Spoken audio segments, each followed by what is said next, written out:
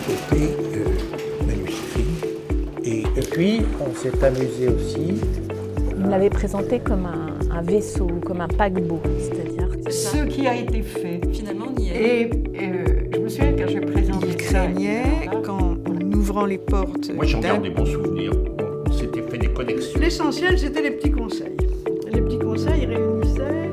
Les thématiciens, c'est leur métier de sortir des idées nouvelles. Par exemple, la Vetus Latina du reste des Alpes. Qu'est-ce que tu fais là, petit mangeant? Et le tir de là. Un grand lien avec la recherche et avec les chercheurs notamment.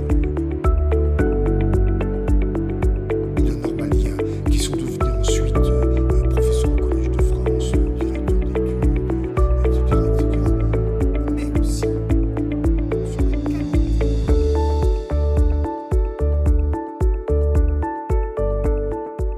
Alors je suis resté élève de l'école normale de 66 à 71, c'est-à-dire pendant 5 ans, ce qui était rare à l'époque. Et cela tenait au fait que j'avais passé le concours du premier coup et que donc je n'avais pas encore ma licence complète. Mais en réalité, je n'ai été que 3 ans interne à l'école normale parce que en 1967-68, j'étais l'essentiel de l'année académique en Angleterre. Et quand la dernière année, j'étais jeune marié après l'agrégation et j'avais récupéré l'appartement d'un normalien, Jean Guyon, avec qui j'ai d'ailleurs fouillé en Yougoslavie. Et quand nous sommes partis, nous avons cédé notre appartement à un autre normalien, Dominique Michelet, que je continue de voir régulièrement. Alors, mon choix d'entrer à l'ENS a été piloté en quelque sorte par un professeur de français que j'ai eu dans mon collège, dans le secondaire, en 4e et en 1re, et qui, ayant peut-être remarqué des capacités littéraires, m'avait suggéré cette voie, qui impliquait l'apprentissage du grec. Et donc, à la fin de mon cursus de secondaire, j'ai commencé le grec en grand débutant, en seconde, et j'ai pu passer le bac, à l'époque A', qui était latin-grec, et ensuite le bac philo. Donc, j'étais un provincial très, très ignorant. J'avais fait mon hypocagne en province. J'ai donc fait juste une année de cagne à Henri IV. Et évidemment, j'étais parmi les plus jeunes de ma promotion, ce qui était aussi peut-être un autre handicap, à la fois provincial et jeune. Alors, le concours lui-même, je n'ai aucun mauvais souvenir parce que cette épreuve s'est passée pour moi sans aucune pression. J'étais convaincu que je n'avais aucune chance à ma première candidature et donc aucune perspective d'intégration immédiate. Et par conséquent, je suis allé très décontracté. J'étais si décontracté que je suis parti en Angleterre avant même que les élèves puissent être reçus après leur succès à l'école normale. Il y avait une réunion des nouveaux conscrits et j'étais parti, j'avais prévu d'avance de partir en Angleterre. Alors l'atmosphère de l'école, quand je suis arrivé en première année, c'était tout de même très politisé. C'était très politisé. Moi-même, je venais de province, d'une famille qu'on peut dire blanche par rapport à bleu. J'avais été élevé aussi dans le culte de la guerre de Vendée, d'une ville, Angers, qui était très, très à droite. Et donc, du point de vue politique, j'étais un peu effarouché, disons. La vie de conscrit a pourtant été fort agréable, grâce aux réunions tout à fait informelles que nous avions au pot, au petit déjeuner et au repas. À l'époque, on était servis tous ensemble, et aussi à la bibliothèque qui m'a ouvert des horizons intellectuels que je n'avais jamais supposés. Alors, il y avait une énorme différence entre les élèves qui étaient internes et les élèves qui étaient externes. Je dois dire que dans ma promotion, mes contacts ont presque tous été avec des internes et je n'ai jamais, par exemple, eu de contacts plus spéciaux avec Laurent Fabius, qui était de ma promotion, ou Guy Hocquinghem, sur lequel on m'a interrogé il y a quelques années, et je me suis rendu compte que je n'avais absolument rien à dire.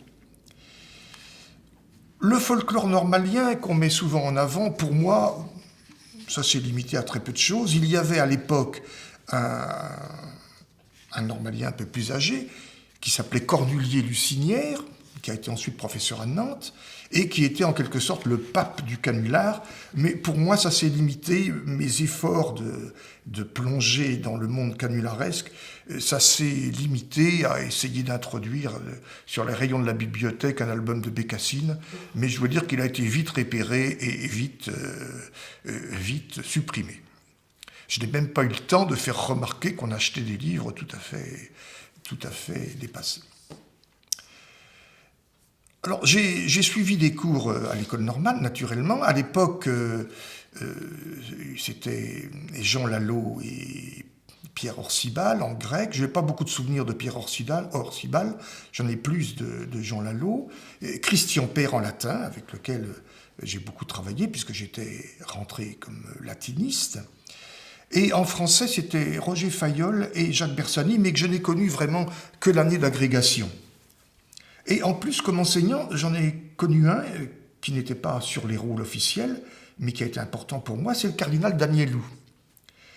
Le cardinal Danielou qui avait été aumônier à Sèvres et qui donnait une initiation informelle à la patristique. Et donc j'ai eu quelques contacts avec le cardinal qui nous a ensuite mariés, ma femme et moi, en 1970.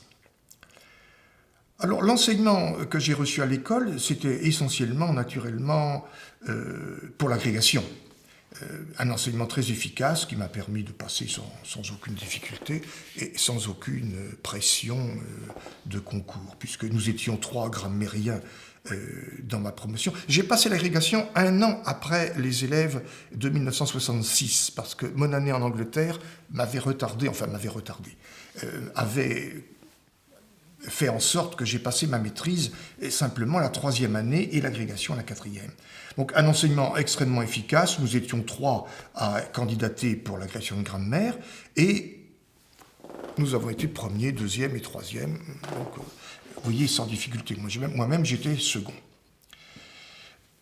Alors les points faibles, enfin si j'ai des regrets, ces années ont été des années de bonheur. Si j'ai des regrets, c'est à cause de l'allemand. Bien que latiniste, on m'avait dit que je devais à tout prix faire de l'allemand intensivement pour lire les encyclopédies, les dictionnaires et les nombreuses publications en latin classique, parce qu'à l'époque j'étais destiné au latin classique. Et le lecteur d'allemand de l'époque, que je ne connaissais pas du tout, et là, je reproche un peu aux enseignants de l'époque de ne pas m'avoir averti, de ne pas nous avoir avertis discrètement, était Paul Celan, un poète de tout premier plan, qui maintenant a une revue consacrée à ses travaux, le Celan Yarbour, mais qui pour moi était un homme vieux, triste, déprimant, et je veux dire que comme beaucoup de normaliens, j'ai des amis qui m'ont rapporté la même chose, bien, je me suis découragé et je n'ai pas continué à faire de l'allemand, ce qui fait que l'allemand m'a toujours beaucoup gêné. Je le lis maintenant, je le lis comme je lis le grec ancien, mais je n'ai jamais été capable de prendre la parole en allemand, d'avoir une conversation en allemand, et même de lire un roman en allemand. Je suis capable de lire des textes qui s'occupent de manuscrits, d'auteurs médiévaux, mais pas vraiment je ne peux pas lire Goethe en allemand. Donc c'est peut-être le seul point faible que je retiendrai, et je pense que, comme j'étais sérieux, si on m'avait dit que Paul Celan était un homme certainement triste et déprimé, puisqu'il s'est jeté dans la Seine en 1970, mais que c'était probablement la personne la plus importante que je côtoierais dans ma vie, évidemment j'aurais fait un effort. J'ai aussi beaucoup suivi de cours en dehors de l'ENS, parce que, arrivé sans ma licence, je devais passer 2 certificats et demi de licence, et là je dois dire que j'ai un souvenir ébloui des cours d'Henri Goube, un archicube, en Sorbonne. Les cours de Goube en grammaire et philologie étaient vraiment une révélation.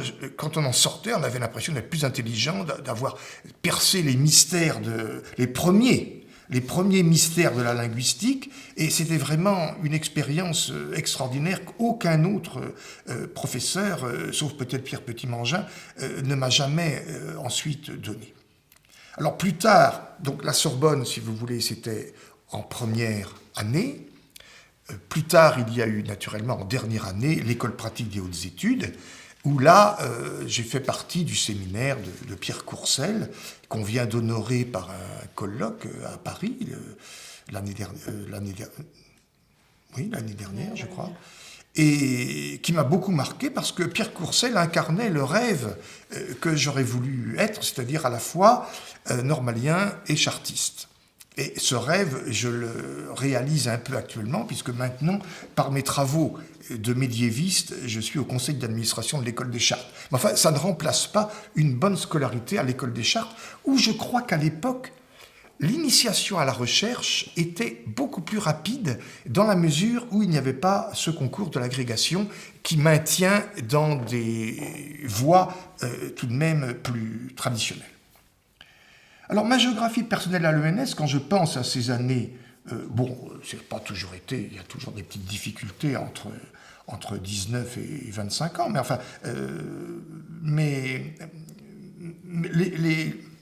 les lieux auxquels je pense en particulier, ce sont les chambres que j'ai occupées, notamment celle de l'année d'agrégation. À l'époque, on avait le privilège d'avoir une chambre un peu plus belle à ce moment-là, et ma chambre donnait sur la cour intérieure, devant un tilleul absolument magnifique. Donc cette année-là, où j'avais la chance aussi d'avoir Robert Dessimon comme voisin, qui était communiste, moi j'étais du groupe Tala, mais ça n'a pas d'importance, ça a été vraiment le lieu le plus important de mon séjour à l'ENS. Je ne parle pas de la bibliothèque.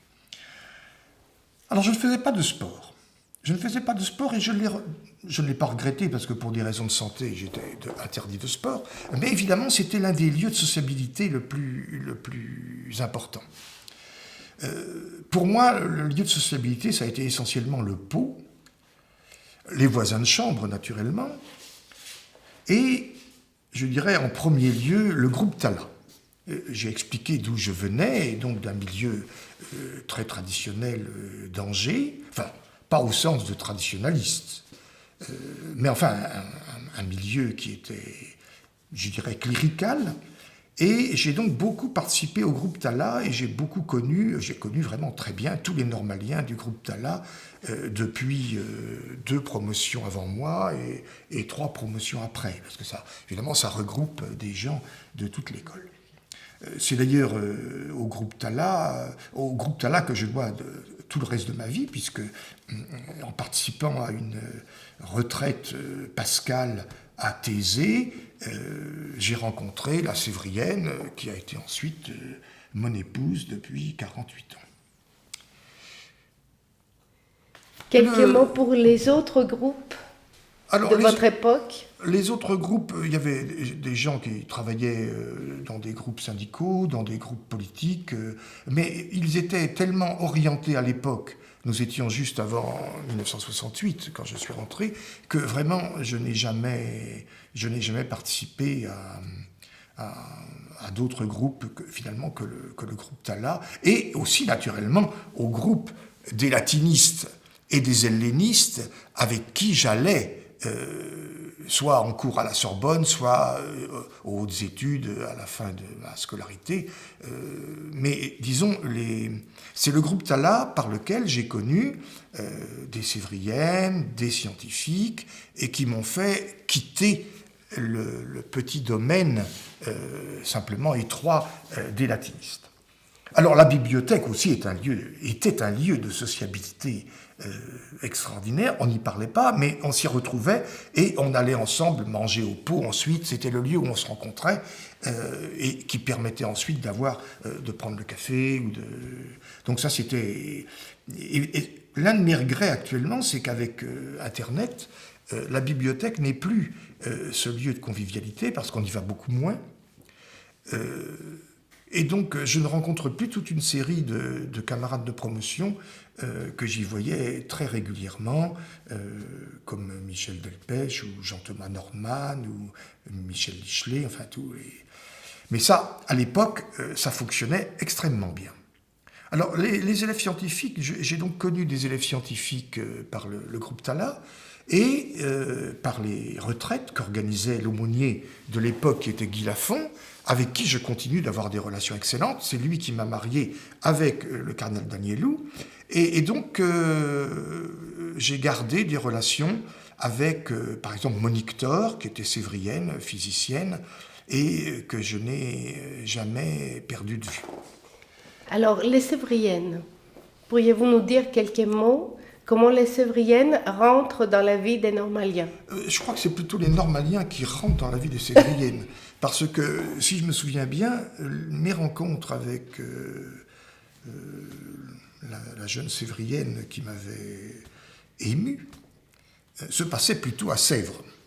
Et j'étais invité avant les heures de fermeture, et quelquefois, je dois dire que je partais après l'heure de fermeture, mais il y avait un passage très commode par-dessus la clôture, dans l'angle, où que les normaliens fréquentaient beaucoup. Et je dois dire que je suis beaucoup allé à Sèvres, également pour l'enseignement. Parce que l'année d'agrégation, outre les cours, les conférences du cardinal Danielou sur Saint-Irénée, il y avait nos cours de grammaire latine se faisaient avec Madame Vérel à Sèvres. À l'époque, elle avait un autre nom parce qu'elle était mariée. Jean Lallot faisait la grammaire grecque et Madame Vérel la grammaire latine. Et donc, toutes les semaines, je me rendais à Sèvres pour des cours. Donc, je ne sais pas si ça a duré très longtemps, ce système, mais en tout cas, à mon époque, c'était le système. Donc, j'ai connu aussi toutes les sévriennes de mon année d'agrégation, qui était donc l'année, en réalité, pour elle, de promotion 67. D'ailleurs, ma femme est de la promotion 67. Alors, il y avait d'autres cours avec ce type de passerelle? Ah, je ne sais pas. Je ne pourrais pas dire, mais en tout cas, c'était vraiment ça a été peut-être pas inscrit dans les textes, je ne sais pas, mais c'était institutionnalisé. Les sévriennes venaient à Ulm pour le grec, et les normaliens se rendaient à Sèvres pour le latin, pour la grammaire latine. Je ne parle pas de version latine ou thème latin, c'était la grammaire latine, mais c'était probablement la matière, pour l'agrégation de grammaire, la plus importante. Alors j'ai donc noué, par le groupe Tala, des liens, et par mes promotions, des liens de longue durée. J'ai expliqué comment j'avais récupéré mon appartement et comment je l'avais cédé, mais j'étais très lié, et je continue à être très lié, avec Jean-Louis Ferrari, qui est le président actuel de l'Institut, avec Jean-Robert Armogat, que je vois aussi pratiquement toutes les semaines, et avec d'autres normaliens encore, que je vois plus irrégulièrement, Dominique Michelet, ou Michel Delpech, etc. Alors, venons-en à la bibliothèque.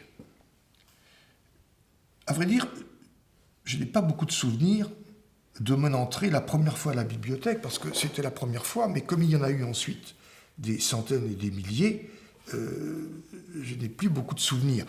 Je me souviens simplement que, aussi bien les cours de Goub en grammaire comparée que l'accès à une bibliothèque avec des dizaines de milliers de volumes, même des centaines de milliers, c'était un éveil intellectuel tout à fait extraordinaire.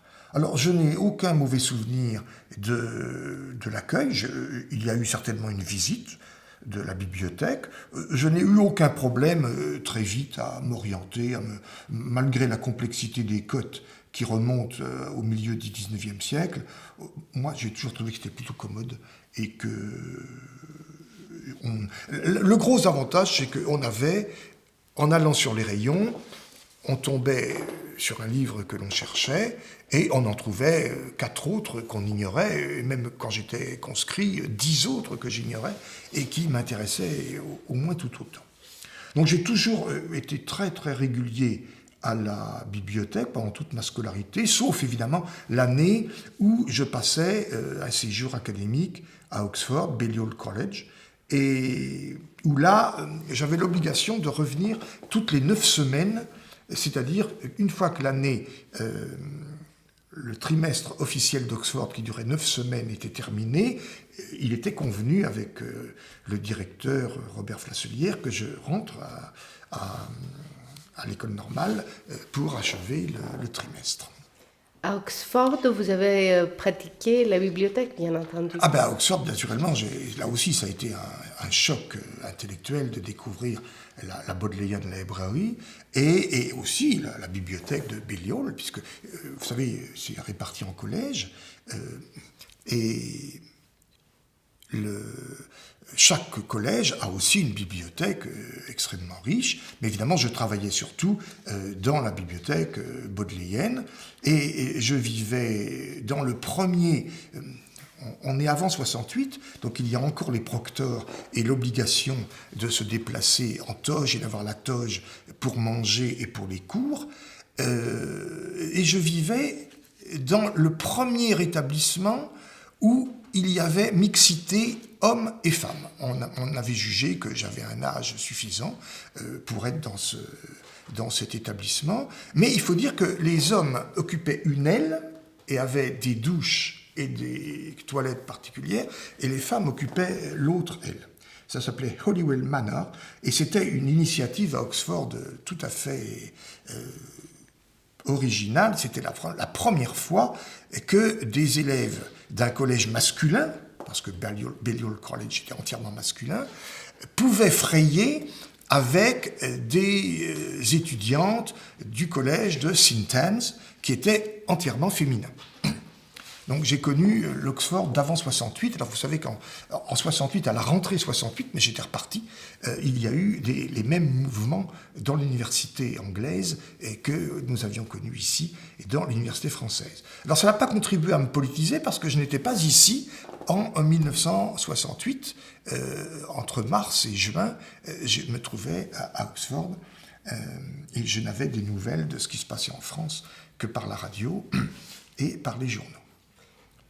Ça vous arrivait de comparer les bibliothèques, la bibliothèque des lettres ici et la bibliothèque à Oxford, ou les bibliothèques à Oxford? C'est-à-dire que, étant donné, enfin, les livres, évidemment, sont assez différents, dans la mesure où ici, nous avons quand même une bibliothèque qui, dans beaucoup d'aspects, recueille pratiquement la totalité des livres de publication française. Alors évidemment qu'à la Bodleienne, je n'avais pas toujours tel ou tel livre qui m'avait été recommandé pendant mon cursus. Mais enfin, il faut dire que la Bodleienne est un monde aussi extraordinaire enfin, presque aussi extraordinaire que la Bibliothèque nationale de France. Et j'ai commencé là à m'intéresser vraiment aux livres anciens. Mes premiers contacts avec les manuscrits se sont passés, mais j'étais trop jeune encore dans mon cursus de recherche pour profiter pleinement de ce séjour en Angleterre, puisque j'étais à ce moment-là en maîtrise. Et j'avais un tuteur anglais, j'avais 2 tuteurs anglais, un tuteur anglais pour le travail, qui était Robert Ogilvie, un spécialiste de Tite-Live. À l'époque, je travaillais sur Varron et Tite-Live. Et puis, un tuteur moral, qui était un francophile passionné, qui a écrit ses mémoires depuis, qui s'appelait Richard Cobb. Et tous deux, malheureusement, sont maintenant disparus. Mais je regrette, c'est aussi un de mes regrets, d'être parti à Oxford trop jeune. Et évidemment, ça aurait été en année supplémentaire, mais enfin, je ne sais pas si ma femme aurait apprécié. J'aurais beaucoup plus profité parce que j'étais plus engagé dans la recherche. Alors, les outils de recherche de la bibliothèque étaient tout à fait commodes. C'était l'époque, évidemment, avant Internet. et avant les grandes bases textuelles, bases de données, ce qui obligeait à lire beaucoup plus qu'à feuilleter comme on fait maintenant. Ce qui était très pratique et ce qui a disparu depuis, c'était les fascicules thématiques renéotypés, qui vous donnaient l'essentiel des instruments fondamentaux sur tel ou tel domaine du savoir.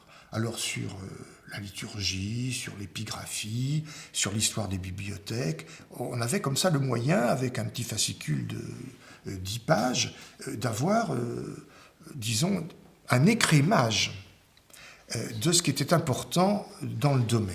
Et je veux dire que ces fascicules qui ont disparu, ça n'a plus maintenant de raison d'être, étant donné le travail qui se fait maintenant très largement avec Internet et sur écran, c'est à l'origine de deux des projets les plus importants de Pierre Petit-Mangin, Indices Librorum et le guide de l'épigraphiste, qui est certainement le guide de l'épigraphiste, qui est certainement l'ouvrage qui a été le plus réimprimé, le succès le plus considérable,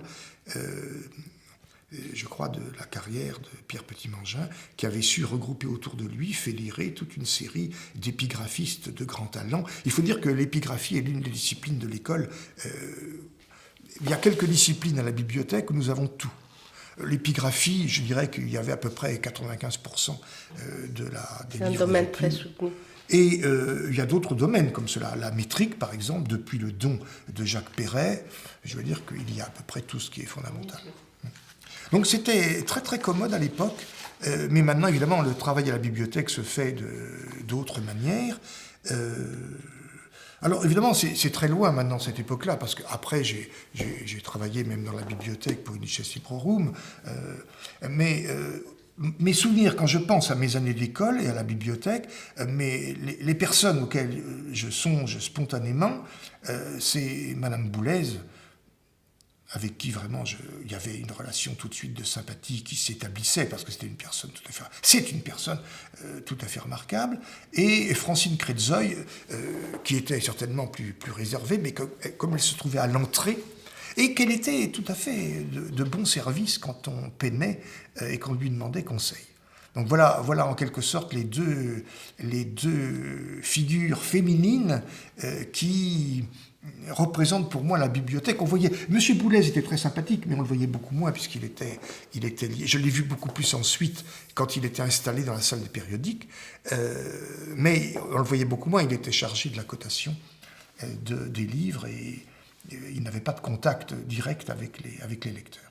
Alors Pierre Petit-Mangin, à l'époque, il n'y avait pas le CEA et je ne me souviens plus s'il avait véritablement un enseignement régulier. Je l'ai très bien connu à l'école parce que je participais au groupe qu'il avait réuni autour de lui d'histoire des textes, de paléographie, de codicologie, qui a conduit à la publication en 1981 et 84 des 2 tomes de Pélagie, la pénitente, métamorphose d'une légende. Cela dit, évidemment, nous faisions des lectures de textes de reproduction paléographique, mais en même temps, je suivais les cours de paléographie de Jean Dufour à l'école pratique. Et disons que l'enseignement de Pierre Petit-Mangin était plutôt une initiation à la recherche en histoire des textes, à l'édition de textes, à la comparaison entre les textes, à ce qu'il fallait savoir. C'est là que j'ai appris finalement l'heuristique, c'est-à-dire la possibilité de retrouver des documents qui n'avaient jamais été rapprochés les uns des autres afin de construire une recherche originale. Mais c'était moins la paléographie à l'époque, dans mon souvenir, que disons, toute la procédure qui a abouti à cette publication que je crois magnifique et qui est souvent citée, de Pélagie la pénitente, qui était la première opération aussi vaste dans autant de langues pour la géographie chrétienne, la première hagiographie chrétienne. comment vous êtes rentré dans le groupe de Pélagie? Par le latin. Par le latin et par le désir très vif tout de suite. J'étais venu au latin grâce à Pierre Poutier. J'étais cacique de ma promotion pour la version latine et Pierre Poutier m'avait fait miroiter que je pouvais, après mes années d'études à l'école normale, partir à l'école française de Rome. Et je dois dire que la perspective de passer 3 ans à Rome a décidé de mon orientation, dans la mesure où, à l'époque, j'étais plutôt tourné vers le français, la littérature française, que vers le latin. Et donc c'est Pierre Poutier, dont j'ai un souvenir très très vif, qui était un homme qui avait de l'empathie pour les élèves, beaucoup plus que le directeur, mais le directeur avait aussi d'autres responsabilités. Mais Robert Fasselière était très réservé, il nous recevait une fois par an, mais je veux dire qu'il n'avait aucun souvenir de moi-même 1 an après ma sortie de l'école. Tandis que Pierre Poutier était attentif, il était lui-même professeur de latin, il a été à Limoges ensuite, et il était attentif et il suivait particulièrement les poulains qu'il destinait in petto à l'école française de Rome, où je suis allé d'ailleurs 2 ans après ma sortie de l'école, 3 ans. Alors c'est donc par le latin, j'ai tout de suite vu que les études latines étaient sclérosées, des études latines classiques, ça je m'en suis rendu compte très très vite, que je ne voulais pas faire de travaux sur Horace, Virgile, etc. Et donc, si je voulais faire œuvre originale, il fallait que je m'initie aux manuscrits médiévaux, qui transmettent, comme vous savez, l'essentiel de la littérature classique. Mais à l'époque, les manuscrits médiévaux, mais encore pour des textes classiques. C'est à l'école française de Rome que j'ai basculé les manuscrits médiévaux pour des textes médiévaux. Donc, quand je suis sorti de l'école, après avoir eu les premiers balbutiements du séminaire de Pélagie, qui a dû commencer en 70-71,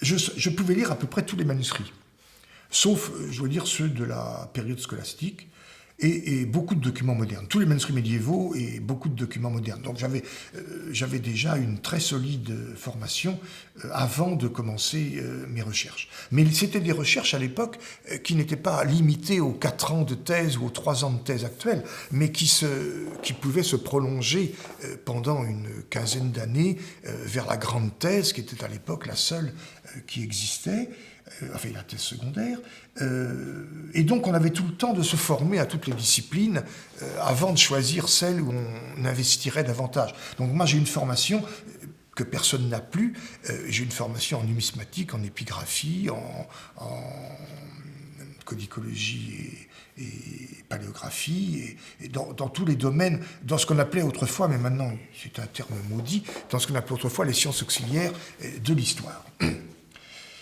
Alors, Pélagie, pour en venir plus longuement sur Pélagie, c'était aussi un groupe extraordinaire parce que, dans la mesure où on s'étendait à toutes les langues du savoir, le tome 1, si vous voulez, contient tous les textes qui remontent directement à l'histoire originale, c'est-à-dire textes latins, grecs, arméniens, géorgiens, syriaques, etc.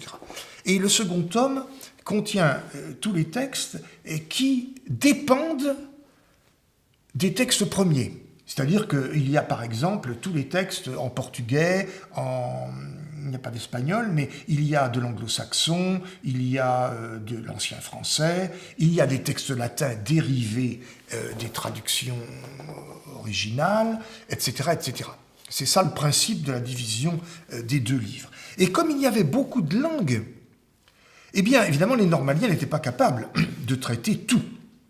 Ils étaient compétents pour le latin, le grec, l'ancien français, mais évidemment, quand il s'agissait d'anglo-saxon, on a fait appel à un très bon spécialiste, James Cross, que j'ai très bien connu comme ça et avec qui, évidemment, on faisait amitié. J'ai connu comme cela Michel van Esbroek, qui était jésuite bollandiste et qui s'est occupé du géorgien et de l'arabe. J'ai connu Birger Munkelsen, un ancien élève étranger de l'école qui s'est occupé du portugais. J'ai connu, il y avait Antoine Guillaumont, que j'ai moins connu pour le syriaque, Louis Le Loir pour l'arménien. Et donc ça donnait contact avec des savants de tout premier plan. Et tous ces contacts, c'est bien sûr Pierre Petit-Montjean Ah ben qui oui, c'est lui qui les les organisait. Ah ben oui, alors, nous étions en train d'apprendre. Bon, après, évidemment, on a pris un peu de bouteille. En 81, j'étais déjà depuis longtemps à publier des textes. Mais évidemment, les premiers pas, c'était lui qui a tout organisé, avec beaucoup de modestie d'ailleurs. Son nom ne figure pas ici sur la page de titre, comme il ne figure pas non plus sur les 2 articles très importants qui ont précédé cette publication et qui sont parus dans les recherches augustiniennes. Il a toujours signé, je ne me souviens plus de la formule, mais c'était le groupe, le séminaire de l'École normale supérieure. Et donc, il a organisé tout cela. Évidemment, moi, j'ai gardé des contacts extrêmement précieux, spécialement avec Birger Munkelsen, que je continue de voir régulièrement, et avec le père van Esbroek, parce que j'avais aussi, de mon côté, des contacts avec les bollandistes. Et le père van Esbroek, par ailleurs, m'a facilité, 20 ans plus tard, mes séjours savants, ou qui voulaient l'être, à la Bayerische Staatsbibliothek de Munich, parce qu'entre-temps, il était devenu professeur de langues orientales à l'université de Munich. Et donc, ça m'a donné, pour un jeune normalien, c'était ouvrir sur tout un monde beaucoup plus élevé dans la recherche. Et alors, les camarades, évidemment, que j'ai connus à ce moment-là, sont restés très souvent des amis. Il y avait Pierre-Yves Lambert, il y avait Bernard Flusin, Jean-Pierre Rothschild, Jean-Yves Tillette, François Guillaumont, Carlos Lévy, toute personne avec qui, évidemment, je continue, je n'ai pas parlé tout à l'heure, mais avec qui je continue d'avoir d'excellents contacts, parce qu'on se réunissait. Je ne me souviens plus du rythme de réunion. Je ne pense pas que ça a été un séminaire régulier, hebdomadaire, comme ça a été ensuite au CEA. Parce qu'ensuite, j'ai connu le séminaire de paléographie du CEA Pierre Petit-Montjean, mais à un niveau totalement différent, puisque là, j'étais le conférencier invité, enfin, conférencier peut-être un terme trop élevé, mais j'étais celui qui devait faire l'exposé du jour et qui était invité de l'extérieur. À l'époque, j'étais à l'École pratique des hautes études, et qui était invité pour ouvrir sur un domaine de recherche que j'avais en cours. C'était le moyen pour Pierre Petit-Montjean de faire découvrir des recherches en cours par des directeurs d'études de l'école pratique, afin aussi de suggérer probablement aux jeunes normaliens de faire quelquefois des détours vers le PHE. Alors, cette équipe, je crois, a très bien fonctionné. Il n'y a pas eu je ne me souviens pas qu'il y a eu des heurts entre les gens, mais Pierre Petit-Montjean avait le don de... Il y avait des rencontres qui étaient individuelles et des rencontres collectives. Et il savait mettre de l'huile dans les rouages et faire collaborer les gens. Par exemple, moi j'ai collaboré avec un normalien beaucoup plus jeune, Jean-Yves Tillette, qui se trouve maintenant avec moi, juste à mes côtés à l'Institut, et qui a lui aussi, comme Bernard Flusin, comme d'autres, qui a lui aussi, comme Jean-Pierre Rothschild, a été lancé dans la recherche dans le cadre de Pélagie, qui reste une réussite indiscutable. Alors, le regret que nous avons pour Pélagie, c'est que le 3e volume qui était prévu, et pour lequel j'avais d'ailleurs commencé à travailler, j'avais fait quelques notes, n'est jamais paru. C'était le volume de commentaires. Mais il faut dire que les 2 volumes tels qu'ils sont font un ensemble clos, qui est cohérent et qui n'est pas... Mais évidemment, il y a eu beaucoup de recherches ensuite faites sur les saintes pénitentes qui auraient dû être faites dans le 3e volume. Et le lieu, donc, alors, la salle pélagique se trouvait au cœur de la bibliothèque. C'était une salle qui était je crois, qui appartenait à la bibliothèque et qui était dans un couloir, je ne pourrais plus le dire maintenant parce que les lieux ont été transformés, mais qui se trouvait vraiment attenant à la bibliothèque et qui devait être une salle pour l'administration de la bibliothèque. Et c'est là qu'il y avait la documentation, parce que ça supposait toute une part. Le nom de Pierre Petit-Mangin aurait dû figurer ici en lettres capitales 18 pouces, parce qu'il y avait toute la part de logistique. La part d'heuristique a été partagée, puisque c'était l'une des disciplines que nous apprenions à fouiller dans les catalogues et disons, à savoir repérer les failles des catalogues et à tirer le meilleur parti des dépouillements des catalogues. Donc ça a été bien partagé. Mais toute la phase de logistique, c'était Pierre Petit-Mangin. C'est-à-dire c'est lui qui faisait la correspondance avec les bibliothèques étrangères, parce qu'à l'époque, il n'y avait pas de manuscrits numérisés, comme vous pouvez le penser, et donc ça supposait des photographies, des déplacements, et là, évidemment, nous en étions déchargés. D'ailleurs, c'est toujours une chose qui m'a paru très compliquée et que je répugne à faire, la phase logistique, mais c'est indispensable. Donc, voilà un peu ce que je peux dire de ce groupe de Pélagie qui a lancé dans la recherche vers l'histoire des textes toute une série de normaliens qui sont ensuite souvent passés par l'Institut de recherche et d'histoire des textes qui à l'époque publiait, et publie toujours d'ailleurs, la revue Histoire des textes. Et j'ajouterais, à partir de votre témoignage, que ce qui est absolument remarquable dans ce que vous nous dites là, dans ce projet Pélagie et dans la démarche adoptée par Pierre Petit-Mangin et le groupe, que, en quelque sorte, il a initié à ce qu'on dit maintenant une formation à la recherche par la recherche. Oui.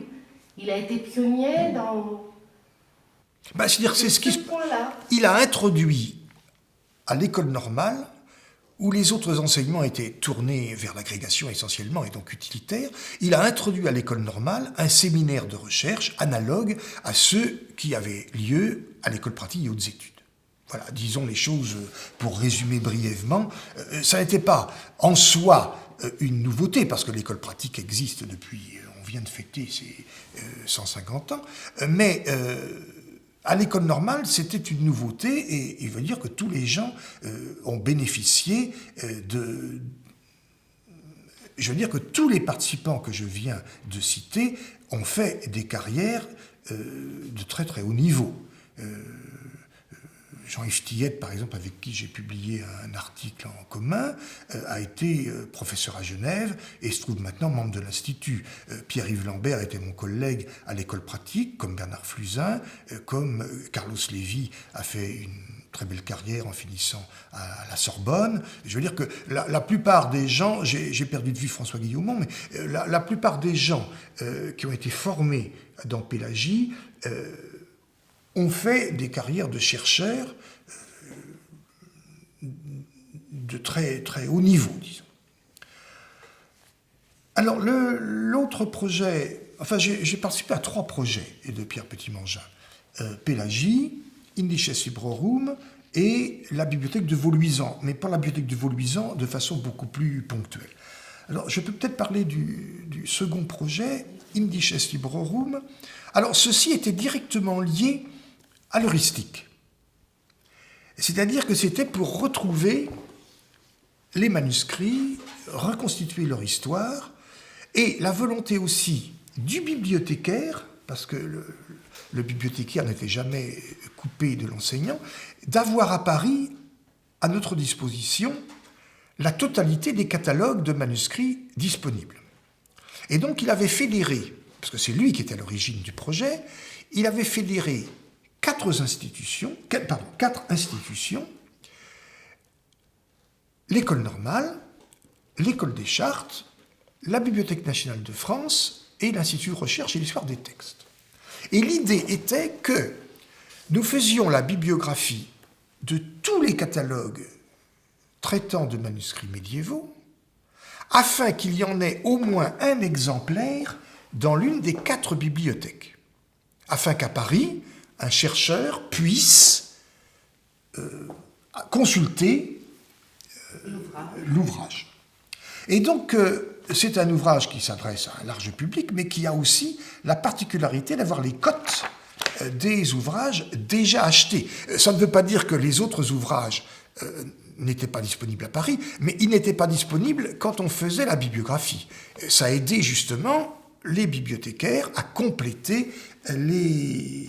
Et je veux dire que pendant les 2 septennats que nous avons faits, de 77, qui correspond à mon retour de l'école de Rome, jusqu'en 90, on a fait vraiment un dépouillement quasi exhaustif. Et alors là, d'une façon très originale, ce qui caractérise aussi les recherches de Pierre Petit-Mangin, c'est que nous n'avons pas pris seulement les catalogues modernes de manuscrits médiévaux, mais nous avons pris aussi les catalogues et inventaires médiévaux, qui sont très utiles pour faire l'histoire des manuscrits dans leurs dépôts actuels. Parce que vous savez que les manuscrits ont beaucoup circulé et que, évidemment, beaucoup ont conflué dans des très grands dépôts comme Paris, Londres, Berlin, Rome, la Cité du Vatican, mais ils ont eu une histoire antérieure, et cette histoire antérieure est, dans une petite partie, mais dans une partie tout de même, écrite dans les inventaires médiévaux. Et donc, c'était très original, et je veux dire que c'est ceci qui m'a mis en rapport, disons, hebdomadaire, avec Pierre Petit-Mangin pendant 21 ans. Puisque nous avons fait un premier septennat, nous avons fait un second septennat, nous avons préparé un 3e septennat, mais les recherches avaient évolué. D'abord, notre dynamisme était un peu moindre. Les recherches avaient évolué. On consultait beaucoup plus les ordinateurs.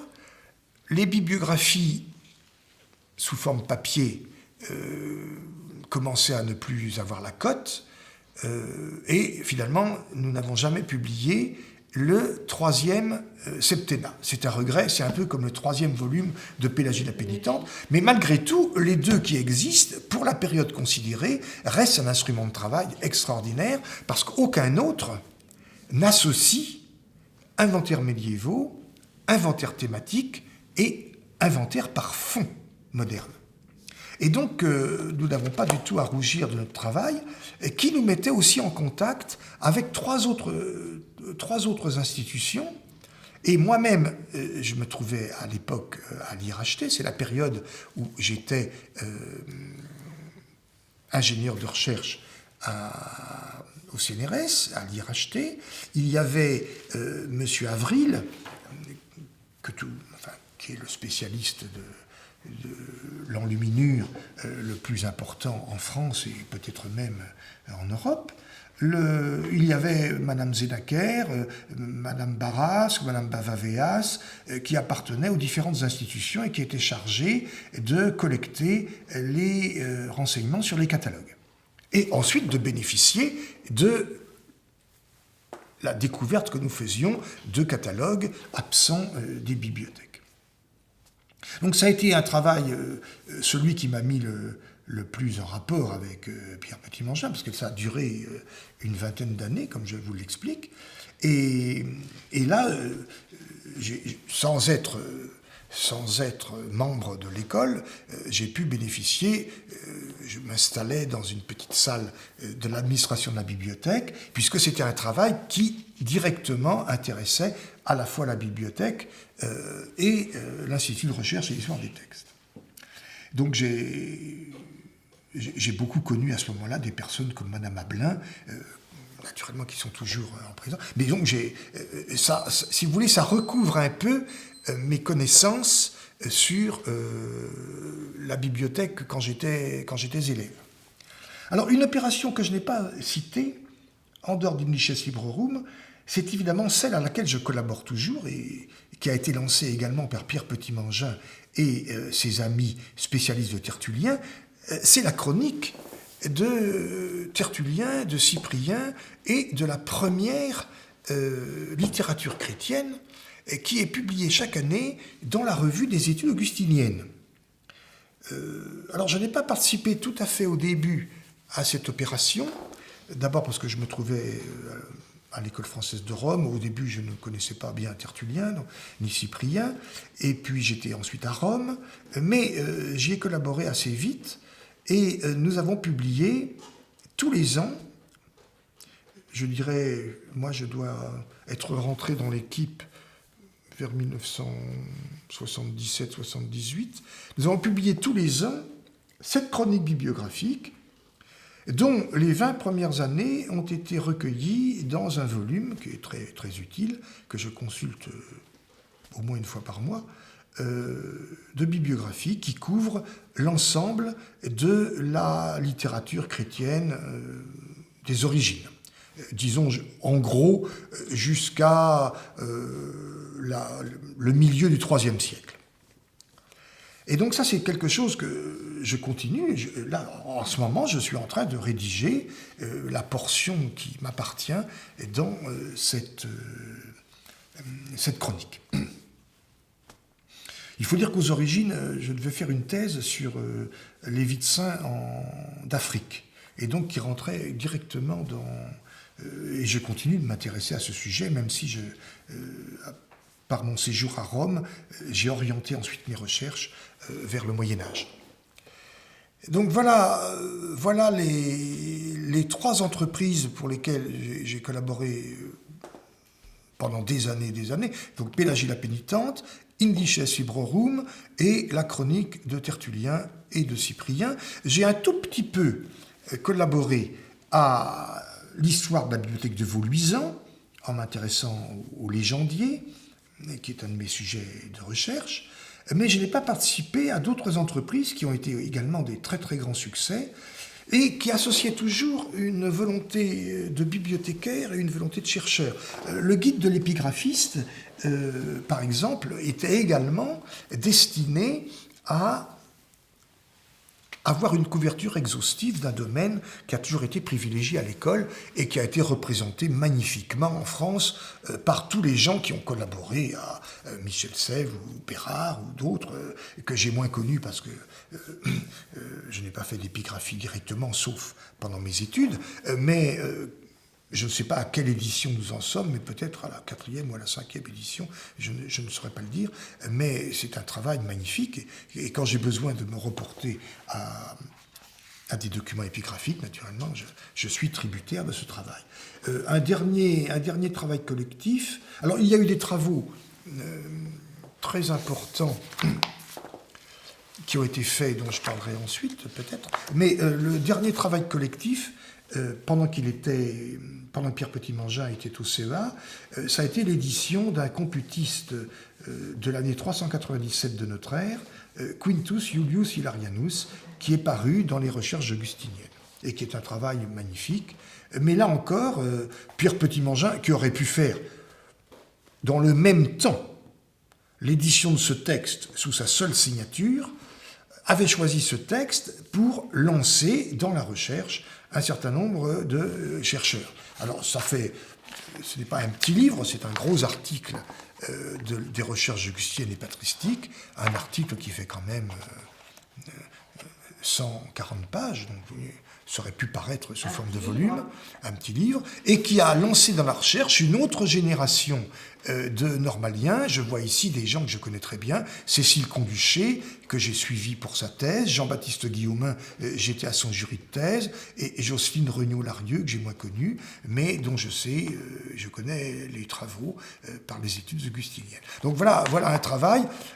Et là, c'est là un aspect de Pierre Petit-Mangin tout à fait intéressant, c'est sa capacité à collaborer. Il a fait beaucoup de choses en collaboration, là j'en ai réuni quelques-unes, alors même, je le dis bien, qu'il aurait pu, peut-être que Pélagie dépassait les forces d'un seul homme, mais s'il l'avait voulu réellement, Quintus Iulius Hilarianus pouvait se faire avec sa seule signature, et non pas qu'il n'y ait pas associé les élèves, mais c'était une possibilité de recherche personnelle qu'il a préféré tourner vers une recherche collective pour la formation de ses étudiants. Mais il a fait aussi d'autres publications collectives. Par exemple, cette très belle publication sur la bibliothèque de Saint-Marc de Florence, donc un catalogue moderne, mais un catalogue de bibliothèque de 1545, moderne au sens de l'histoire moderne, avec Laetitia Ciccolini. Donc c'est un très gros travail qu'il a encore fait 174 pages, et Laetitia Ciccolini est devenue maintenant une excellente spécialiste. Elle enseigne comme maître de conférence à Paris 4, et elle est devenue une excellente spécialiste de l'édition de textes. Elle a publié des textes un texte majeur de Saint-Cyprien dans le Corpus Christianorum, et évidemment c'est ce travail qui lui a mis le pied à l'étrier. Et là j'ai amené des articles, mais il y en aurait beaucoup d'autres, où Pierre Petit-Mangin collabore avec Birger Munkelsen, dont j'ai déjà parlé, qui est danois, les bibliothèques et la transmission des textes dans l'histoire des bibliothèques françaises. Cet article dans Anglo-Saxon England porte sur Tertullien dans une bibliothèque anglaise, Malmesbury, et ça a été fait en collaboration avec James P. Carleck, je ne connais pas, mais cette capacité, d'autres travaux ont été faits avec des normaliens, Jean-Louis Quentin, qui maintenant est à l'école pratique, a fait un gros travail sur Irénée au XVIe siècle, avec Pierre Petit-Mangin, et donc une capacité tout à fait extraordinaire de rester un peu en retrait, de ne pas se mettre au premier plan, mais d'associer des personnes à des travaux qu'il aurait sur Irénée, par exemple. C'était vraiment son domaine, la popularité d'Irénée chez les théologiens du XVIe siècle. Il avait retrouvé il y a très longtemps des fragments d'Irénée à la bibliothèque de Strasbourg, mais il a associé à ce travail Jean-Louis Quentin, qui est maintenant directeur d'études à l'école pratique, spécialiste de la République des lettres. Donc, vous voyez, sa fécondité. Bon.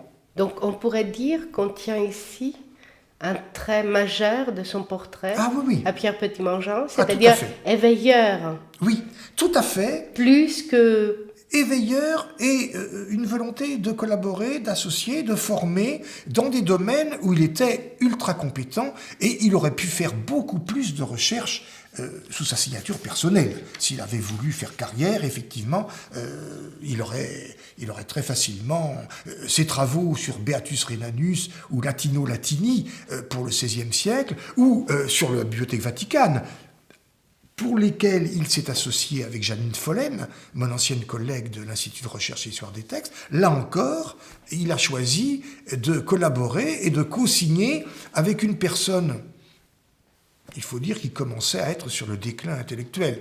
Moi, je l'ai beaucoup aimé, beaucoup apprécié. J'ai travaillé 10 ans en face d'elle. C'était un très, très grand savant. Mais je veux dire que le livre co-signé avec elle par Pierre Petit-Mangin est pratiquement de Pierre Petit-Mangin. Ils ont d'ailleurs collaboré aussi pour un gros article dans l'histoire de la Bibliothèque Vaticane.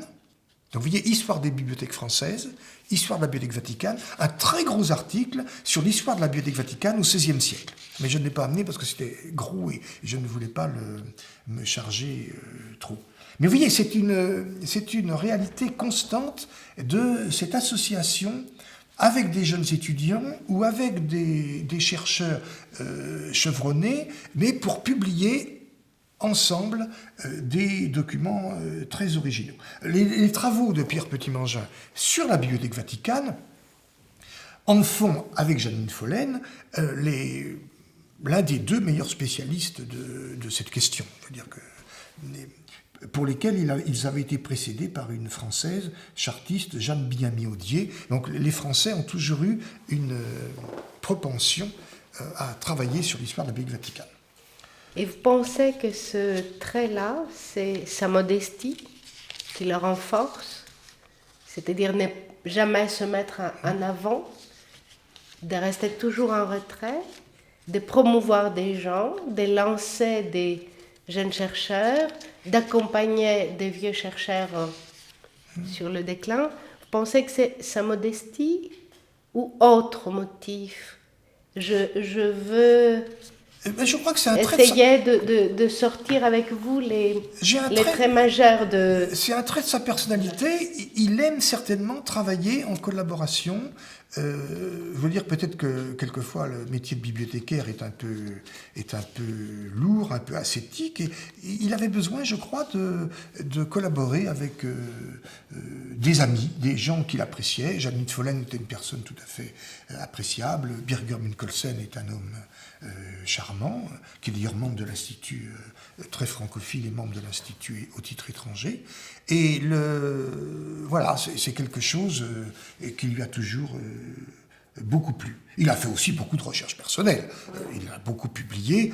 Et je dirais qu'un regret que j'ai à son propos, c'est qu'il ne nous sorte pas un volume de ses écrits personnels en les recueillant, en les indexant ou en les faisant indexer, qui montrerait effectivement le rôle extraordinaire qu'il a joué dans la recherche française, dans toutes sortes de domaines. On a parlé de l'histoire des bibliothèques françaises ou de la Bibliothèque Vaticane, on a parlé de l'érudition au XVIe siècle, mais on n'a pas parlé beaucoup de Tertullien, de Cyprien, d'Irénée, de recherche aussi dans d'autres domaines. Hilarianus, c'est du compute, donc c'est tout à fait différent.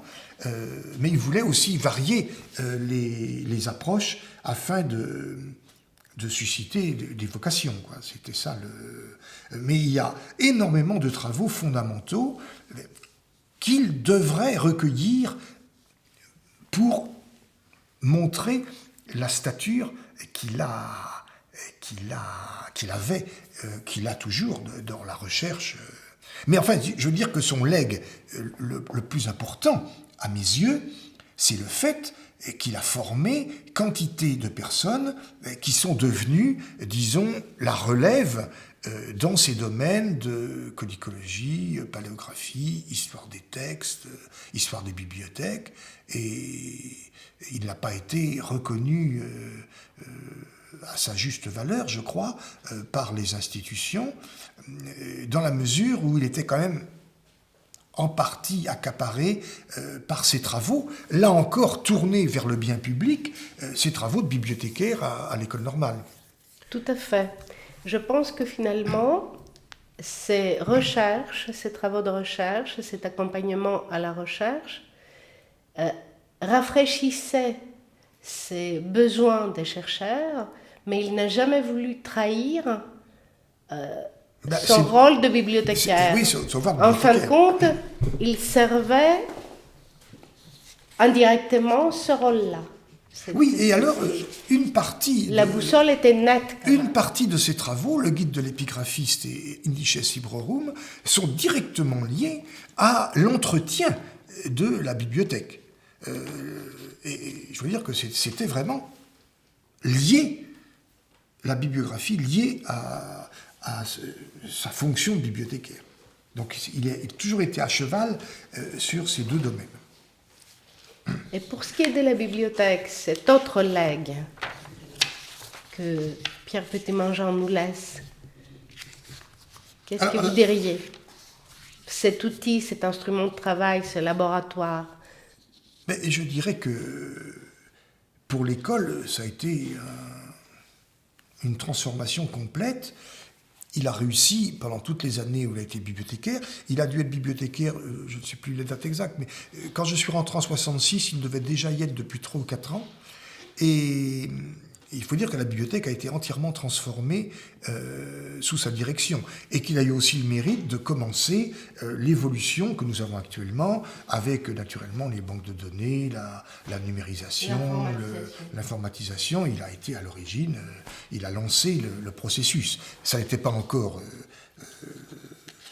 très développé quand il a quitté la bibliothèque, mais le processus était déjà fort bien engagé, et il avait formé des gens extrêmement compétents. Il faut dire que une bibliothèque qui possède à sa tête Pierre Petit-Mangin et Monsieur et Madame Boulez, sur le plan évidemment intellectuel, le choix des volumes, les contacts entretenus avec les normaliens pour qu'ils donnent des indications d'acquisition, c'était extrêmement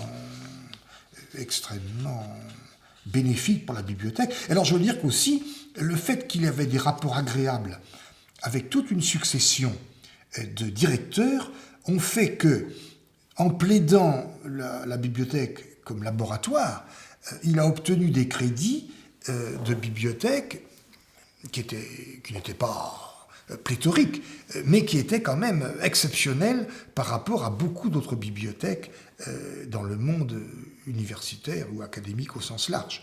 Le fait qu'à l'école normale, on était habitué à des dépenses, à provisionner des dépenses très importantes pour des laboratoires scientifiques, évidemment, présenter la bibliothèque comme un laboratoire littéraire était extrêmement astucieux, je veux dire, et avoir des crédits beaucoup plus importants que, par exemple, la bibliothèque de l'École des Chartes, qui est pourtant le cœur de l'École des Chartes, ou la bibliothèque de l'Institut de recherche d'histoire des textes, ou même un service particulier de la Bibliothèque nationale.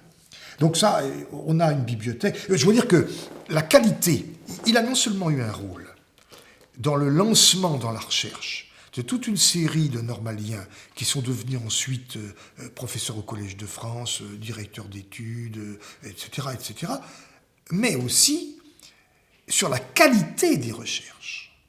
Parce que si vous avez quelqu'un de génial, mais qui n'a pas de documentation, dans nos disciplines, il ne fera rien. Les bonnes recherches supposent de bonnes bibliothèques en accès libre.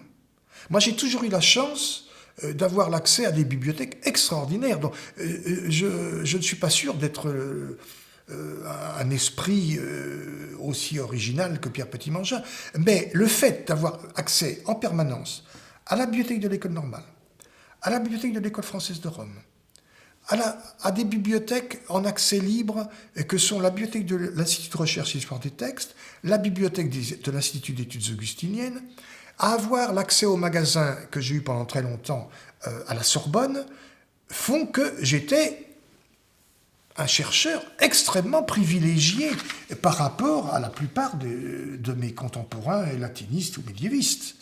Et donc les documentations, la facilité d'accès documentaire est la condition numéro 1 des bonnes recherches. Et je veux dire que malheureusement, cette qualité disparaît peu à peu. Par exemple, à la bibliothèque de la Sorbonne, je ne vais plus jamais dans les magasins parce qu'on les a limités maintenant pour des raisons de normes, aux publications postérieures à 2004. Dans nos recherches à nous, des publications postérieures à 2004, j'en ai 4 ou 5 par article. Nous n'avons plus accès à tous les périodiques. Ce qui était évidemment merveilleux, parce que quand on trouvait un article dans un périodique, on avait toute la collection qui permettait de remonter en avant, descendre en arrière. Maintenant, on a 4 volumes, ou 5 volumes, enfin, je ne sais plus. Donc, ça n'a plus aucun intérêt. Et je veux dire que les bibliothèques se dégradent aussi dans le poids des acquisitions étrangères. Là, actuellement, nous filons un mauvais coton, et il serait grand temps que l'on revienne. Alors, je crois qu'à l'école normale, l'essentiel est sauvé, malgré des mauvais passages parmi les bibliothécaires responsables, mais l'essentiel est conservé, mais c'est tout de même très difficile à maintenir. Il y avait beaucoup plus, je crois, à l'époque de Pierre Petit-Mangin, de dons extérieurs et qu'il y en a maintenant, ne serait-ce que parce que l'année philologique a été sabrée par le CNRS et que ça amenait évidemment beaucoup de revues, etc. Donc, je veux dire que peut-être que l'instrument se dégrade, mais comme le chercheur que je suis se dégrade aussi, je ne me rends peut-être pas compte jusqu'à quel point les recherches commencent à pâtir des bibliothèques. Mais c'est fondamental. Pierre Petit-Mangin a été le bienfaiteur de tous les gens qui ont travaillé à haut niveau sur des disciplines littéraires. Alors, à la bibliothèque, ma présence a été très irrégulière pendant mon séjour comme élève, parce que j'ai été à Oxford, et c'est vraiment pour les recherches. Les bibliothèques pour la licence, l'agrégation, n'importe quelle bibliothèque universitaire donne les instruments essentiels. Quand on commence à faire des recherches pour la maîtrise et ensuite pour la thèse, alors là, la bibliothèque de l'école normale devient vraiment opérationnelle.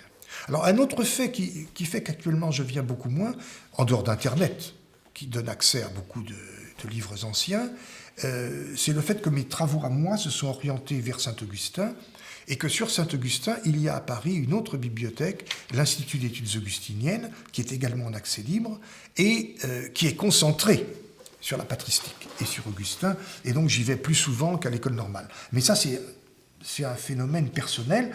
Lorsque je travaille sur des textes médiévaux ou sur la géographie, je continue naturellement d'exploiter l'école normale.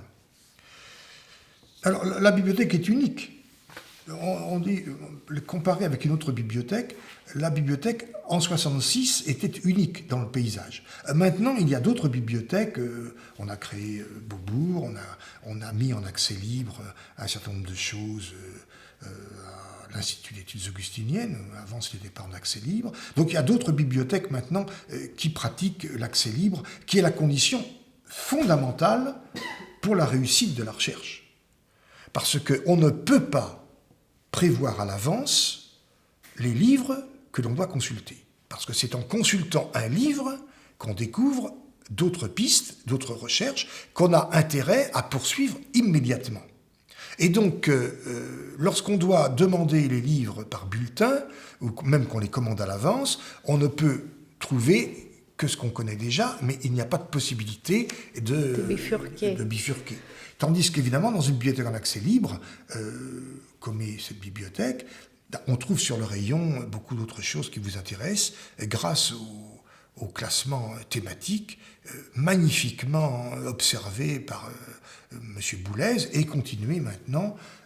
Alors ça donne des cotes compliquées, mais je veux dire que c'est quand même une des grandes forces de la bibliothèque.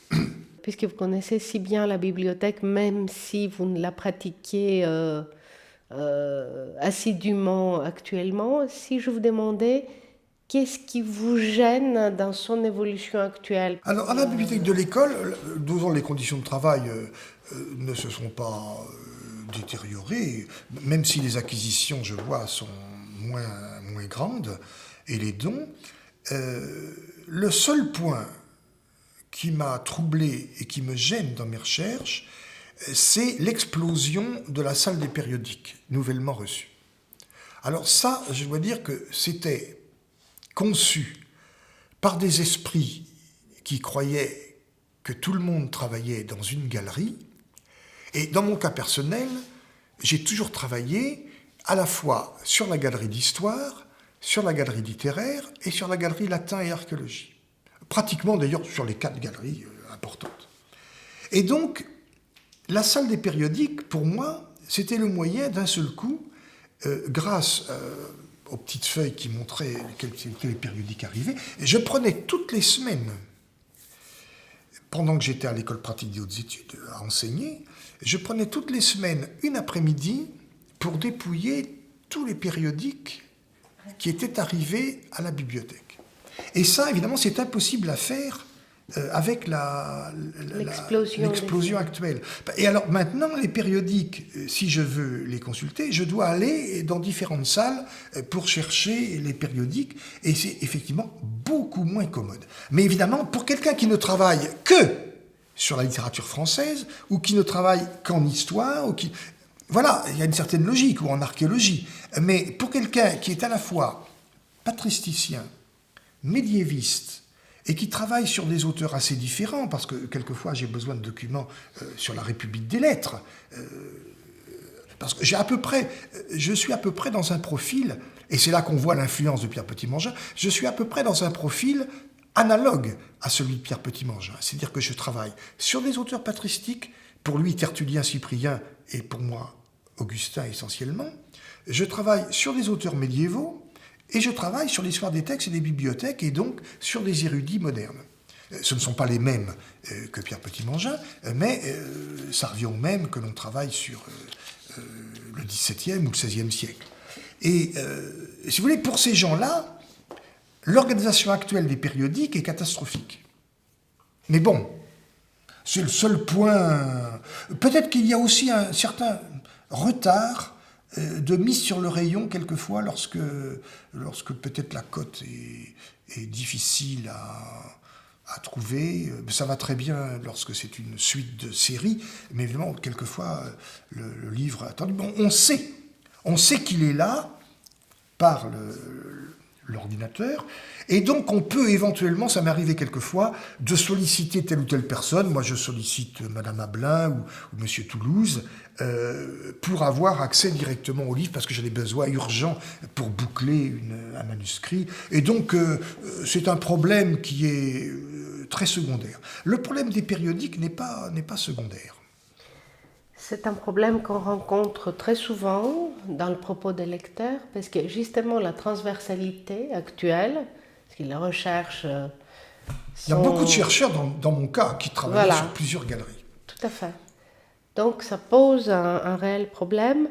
Si on instituait une salle avec des nouveautés, ça pourrait vous faciliter la tâche?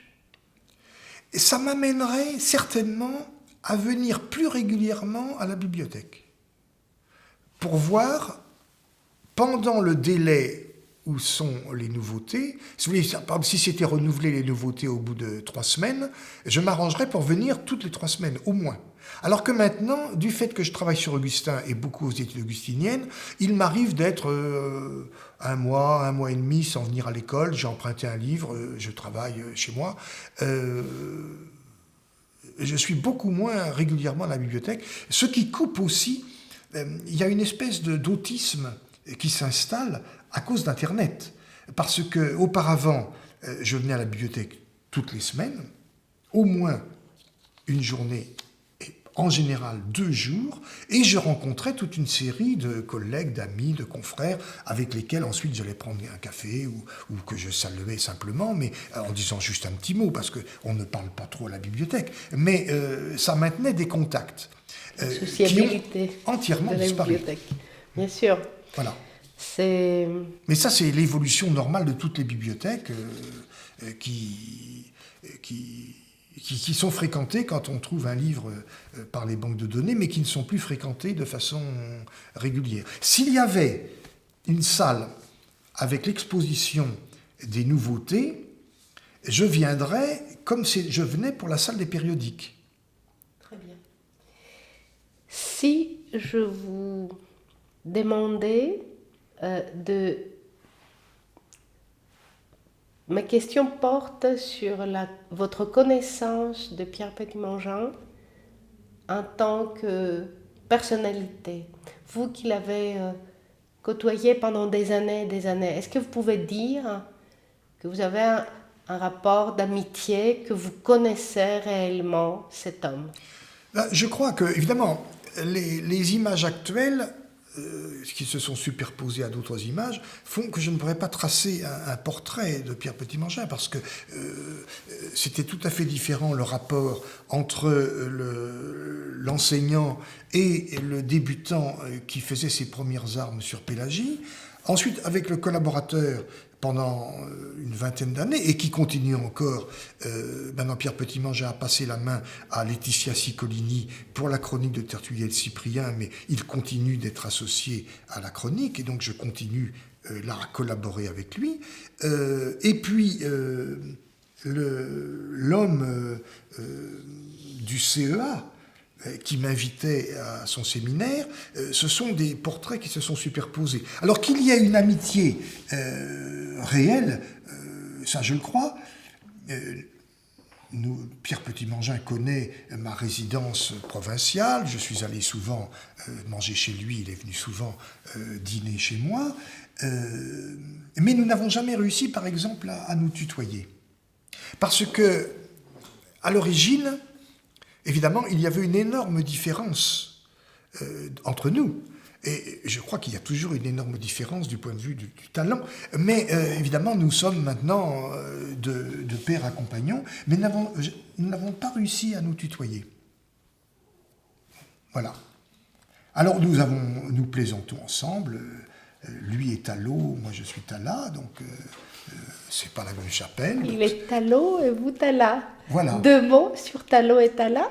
Talo, ça n'existe plus guère maintenant, c'est les anciens qui connaissent ce mot. C'est ceux qui vont à l'office, donc protestants, et les Talas, c'est ceux qui vont à la messe. Et donc, nous avons tout un tas de points communs, mais je m'ingénie, quand il vient chez moi en Poitou, à lui montrer tous les dégâts qu'ont fait les protestants dans leur chevauchée armée de La Rochefoucauld jusqu'à Montcontour, où ils ont été écrasés par les armées royales, mais évidemment en détruisant sur leur passage toutes les églises dont tous les chœurs ont été refaits ensuite, puisque là, ça a été une... Voilà, c'est l'amusement. Mais non, il y a une vraie amitié, et j'apprécie beaucoup Pierre Petit-Mangin, sa femme. Nous continuons d'avoir des rapports très, très réguliers et de demander de nos nouvelles et de continuer à nous voir peut-être un peu moins régulièrement maintenant qu'il est à Versailles et qu'il n'y a plus son bureau ici à la bibliothèque, ou du moins qu'il n'a plus de bureau personnel. Mais, alors, si vous voulez, pour moi, quand j'étais élève ou juste sorti de l'école, le mot qui le définit le mieux, c'est l'éveil. Parce que ça a été un éveilleur extraordinaire et que toute ma carrière ultérieure, finalement, s'est inscrite sur des rails qui étaient dessinés par le Pélagie la Pénitente et par la recherche heuristique des manuscrits dans les catalogues. Puisque je continue actuellement de publier une chronique des catalogues dans une revue belge, les Analecta Bollandiana. Je regarde tous les catalogues encore actuellement et j'en fais une chronique hagiographique où je sors toutes les vies de saints.